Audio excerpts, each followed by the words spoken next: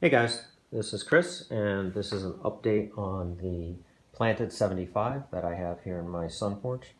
As you can see, still battling algae. There's plenty of it in there. I just did a 50-gallon water change, and I'm now using the estimative method of fertilizing. So every Sunday I'm trying to do a 50% at least water change, and then I'm fertilizing every day but Sunday. So um, algae is still growing like crazy.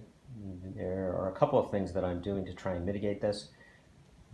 I've added some stem plants to the back of the tank. You can see I've got parrot feather growing in the left corner there. I've got this giant hornwort growing right here.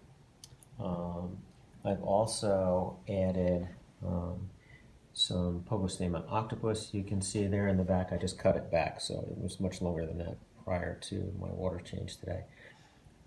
There's another Pogostemon that I've added here, but this one seems to grow much more slowly. I forget the name of it, I'm sorry.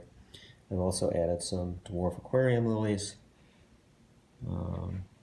This sword, and I've got some water sprite planted right now. And I've got a couple of floating plants. I've got water lettuce, dwarf water lettuce, salvinia, and there's a water sprite floating right there. So the hope is that these fast-growing plants will help to compete with the algae. The sword and the dwarf aquarium lilies and the pogostemons came from Bentley Pascoe. I purchased them through the new Get Gills website, and that all worked very, very smoothly.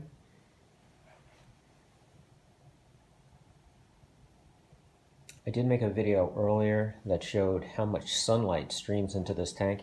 This tank is in a sun porch, and so we've got windows on 3 sides. So there's really quite a bit of light that comes streaming into this room. And all of that is kind of working against me. The tank is covered on the back and the left side. They still have light which comes in through the top, and yeah, it's really quite a bit of sunlight that comes in. I'm thinking of actually adding maybe 2 more Fluval 3.0s just to try and provide some more shade. I don't know that I need any more light from them, but they're nice and sleek looking, and they might be able to give me a little bit more shade. I suppose I could make something that looks just like them, and that would be much cheaper. I'm not sure whether I'll do that or not. But the fish are all looking great. I have babies in my classroom from these Congo tetras, sorry for the glare, and also this Intinjo bosmani. And so those babies all seem to be doing really well. And the fish in this tank are looking nice now. I have not had any more losses for quite some time now, so I guess our new tank syndrome problems are behind us, hopefully. And that's about it. Just wanted to give you an update and sort of just keep this as a video archive of the trials and tribulations of this tank. I also just noticed a problem that this was a melon sword, and I had cut my sword plants all back. That's why the foam filters in the back are showing. And the regular Amazon swords have started to grow again, and the melon sword was growing, but it looks like it's crashing on me right now. Appears to be quite a bit of melt going on there, so that's unfortunate. You can see that I have this algae which grows on the EcoComplete substrate,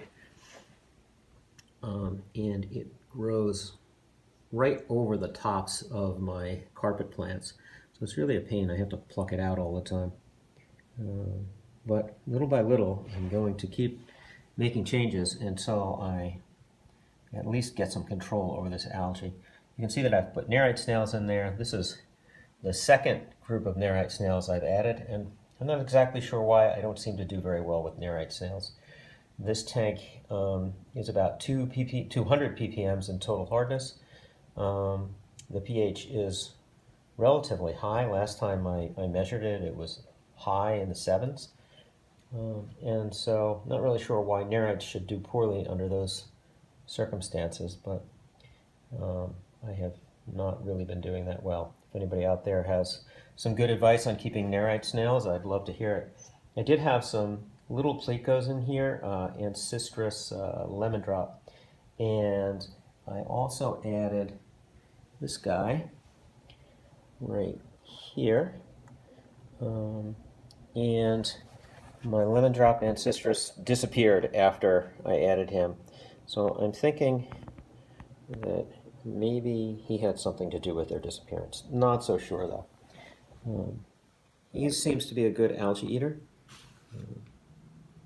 and I have thought about adding a couple more, but I haven't made a fish purchase in a while. I guess next time I do, maybe I will get some more Pandagara. Otherwise, that's about it for now. Take care.